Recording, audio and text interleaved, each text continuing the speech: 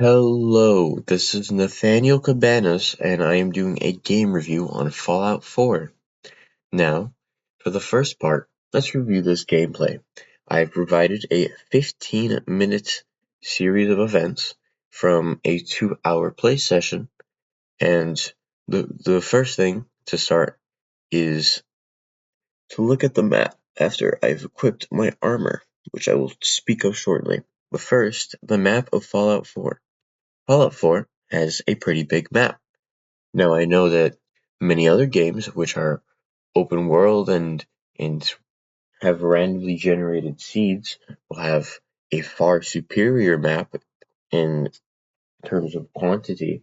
However, Fallout 4 has a decently well placed amount of quality and quantity, considering the game isn't even uh, infinitely generated, but instead handcrafted by the developers at Bethesda. Now, on to the Brotherhood of Steel. To explain the Brotherhood of Steel, I must say that they are one of the first 4 factions in the entire game that you will probably meet going down on your way to progress the story. The Brotherhood of Steel are, in essence, um, keepers of technology that try their best to not only utilize any technology they may find in the past or discover, but keep it out of the wrong hands, as they would say. Now, whoever these wrong hands are may include civilians of the Commonwealth, aka the setting of the game, but that isn't for me to decide if that's correct or not. Now, another aspect of the Brotherhood is that they are supremely keen on keeping humanity at the top, which may come off as a little bit or very insensitive and downright evil to some of the non-human but still sapient people in Fallout, such as ghouls, mutants, and synths. Now, on this ride to the Prydwen, a airship, I'd like to discuss a bit of the lore and why am I doing this. So, apparently, for the Brotherhood in a previous game, Fallout 3, the Brotherhood had started to decline. However, between Fallout 3 and 4, a character, Maxon, which you can actually see as a child in the previous game, reappears and becomes head of the Brotherhood, the Elder, if you will. Now, apparently, this was really good because the Brotherhood has gained extreme military power within the time of his ruling. Now, as for the Brotherhood, they are currently in the Commonwealth because of the Institute, their main enemy. The goal in this game for the Brotherhood is to destroy and eliminate the Institute. After that, just to spread their influence. Now, what is the Institute? Well, as I mentioned before, the Institute is one of the 4 main factions in Fallout, and they have presented a interesting moral dilemma within this game that was not present within the previous ones. If you could make artificial life so realistic, is it really artificial at that point? And by artificial, I don't mean non-living or synthetic. No, I mean, can it really not count as human? Now, the Brotherhood have a firm stance and say, no, that is not a human, that is a machine masquerading as a human, and it cannot be given free thought and will. However, if you, the player character, were to play the game, you will see, time and time again, examples of robots and non-life gaining sapience. For example, one of the first characters you can meet in the game, Codsworth, is your robotic butler, a Mr. Handy. Now, after 200 years of your character being sealed away, Codsworth will still be around at your house, and you can meet him again, and he can join you as a companion. There is absolutely nothing wrong with Codsworth. However, If you get his affinity high enough or low enough, you can see signs that Codsworth has changed. For example, with high enough affinity, he will admit to you that he was only able to get through 200 years of loneliness because he was thinking about the quote unquote kindness from the player character and the the in-game character's wife during before the Great War. The Great War being nuclear devastation. If you build a negative reputation with him, then Codsworth will leave and he will scold you for it, saying that your significant other would be absolutely devastated to see you like this, and maybe it's glad that they're not around to see it, which is very surprising if you're only thinking of Codsworth as a plain old robot. Now, back to the gameplay. I am killing super mutants for the quest. Now, this is part of the main storyline for Brotherhood of Steel, and the entire point of this is to build up an armory, as apparently this location houses quite a few uh, nuclear armaments, if you will. Now, this is just a bit of gameplay. However, I'd like to highlight some mechanics within the fighting style, which is one, there's VATS. Every time the screen goes slow and I can choose different body parts, like right here, VATS allow me to use my AP, which is at the bottom right of my screen, and fire an attack. The different guns and damage outputs will mean less or more AP. For example, the pistol is not the strongest gun, but because of that, it can use a lot of shots before I run out of AP. Now, if you can see here, I'm wearing a piece of armor that I'm not used to wearing, so it has a legendary effect. A legendary, I will talk about that shortly. It has a legendary effect, which ensures that I get a bunch of buff if I fall below a certain health percentage, and I did. So my character received those buffs, and going into the power armor had me standing still for a few seconds, which during the gameplay actually worried me because I thought I'd die.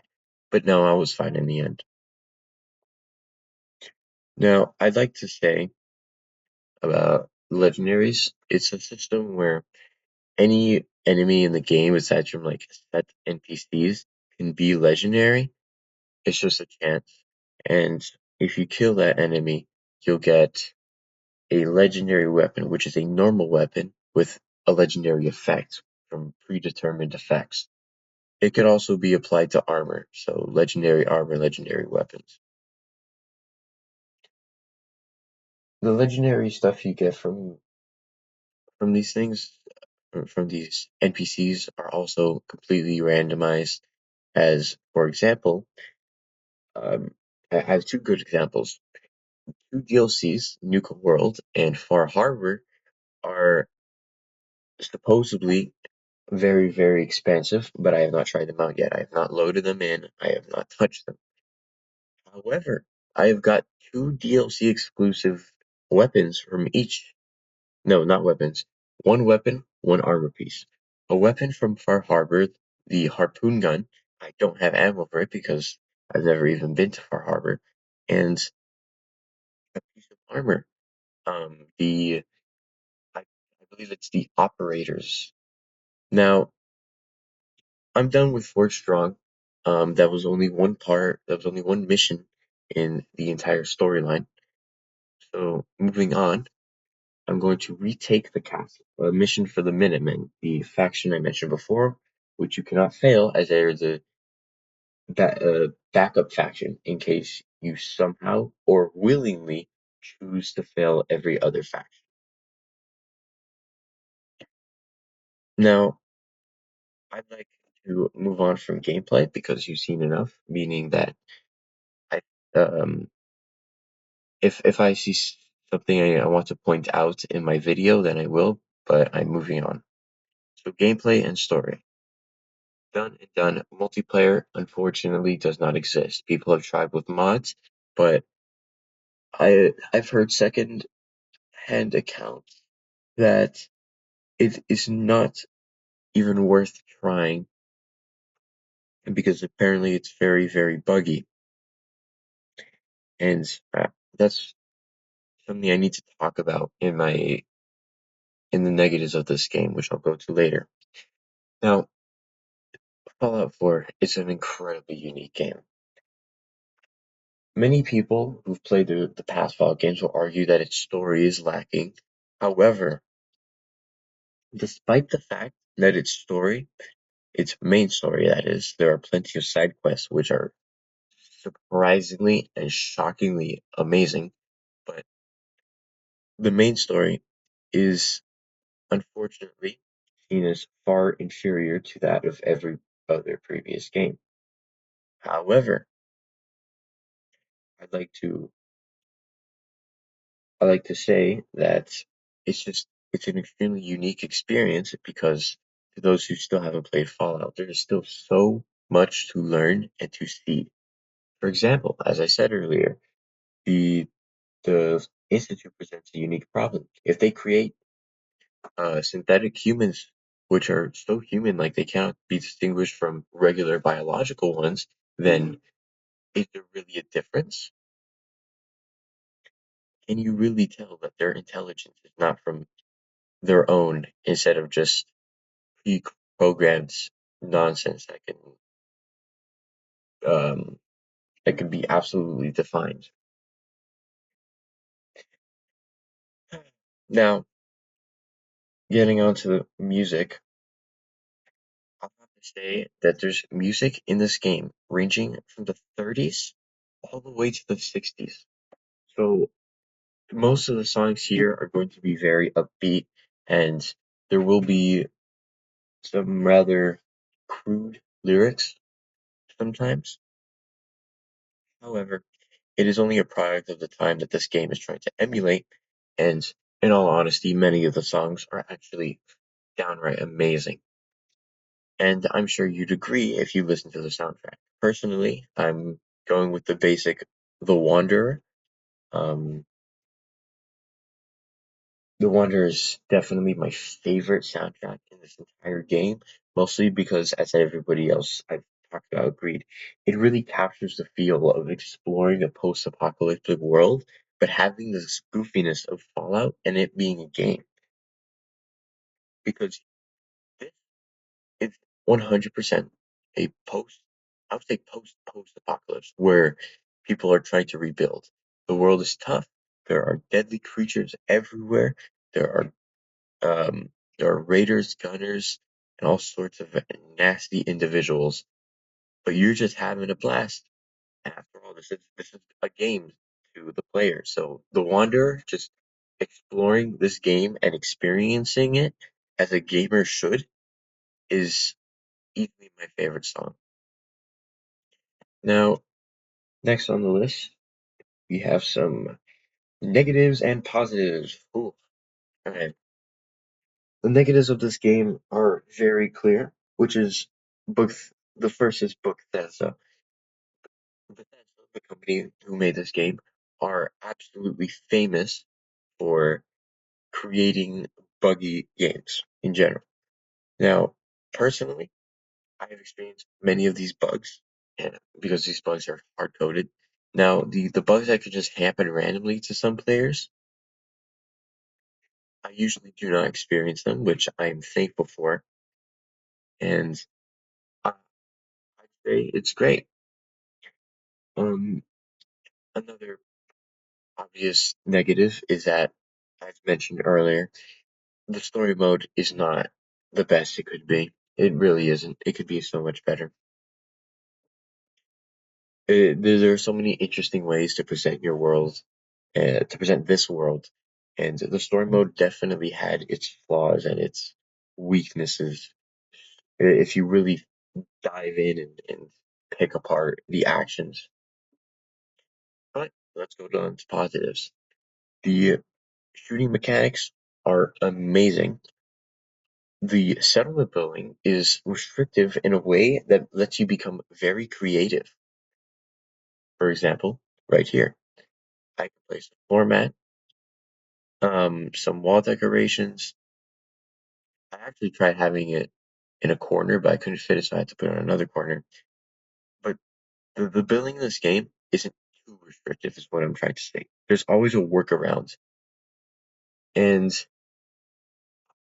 I absolutely love to praise the mechanic of power armor. Power armor is an iconic piece since the first Fallout, and the fact that they've managed to do this is spectacular. Now, my gameplay footage has ended because this is the end of the video. This is a unique game. I very much do enjoy this gameplay, and it is an experience and a half. The story is it's good for anybody who doesn't regularly partake in the very high quality story games, because I wouldn't have known that this was a bad game compared to the other Fallouts in terms of story unless I was told, because this is it's still it's still a great game, and I really just cannot. If I had to say, yes, I'd 100% recommend you play it. And to conclude my video, just have a good day, everyone. Thanks for even watching this far.